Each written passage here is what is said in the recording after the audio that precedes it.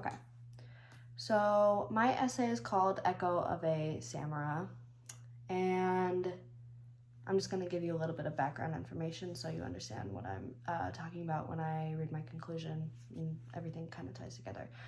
So my essay centers around a metaphor, and the metaphor is just like how samara seeds, they're better known as like the helicopter seeds that fall off of maple trees. So just like how samara seeds, if planted correctly, one day grow into a maple tree, and how that's kind of just a continuous cycle.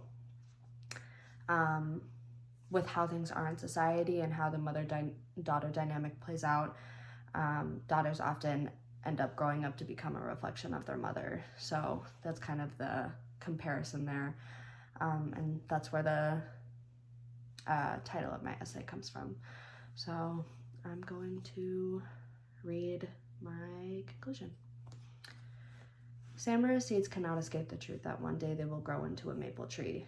If a samara is planted correctly, the inevitable truth is that one day it will blossom into a tree that echoes its parent.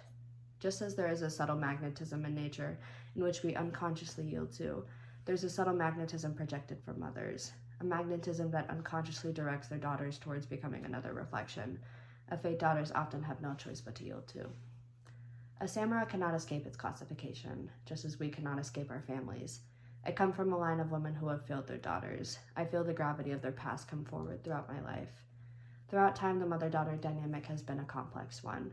From a young age, mothers teach us who we should be. So when a little girl grows up in an environment that advocates for pain and dishonorment towards oneself, she will grow up to view the world through a murky lens and believe that this is the reality of womanhood. I cannot suppress the parts of my mother that stem from years of generational trauma. And no matter how much I attempt to run away from the parts of my mother that I loathe so profoundly, a specific nature passed down like a family heirloom will always be a part of me. I will always be my mother's daughter. And just as the fallen samara will inevitably grow into its predestined form, I, like the fallen samara, will be forced to reckon with the inescapable truth that I am an echo of the person who created me.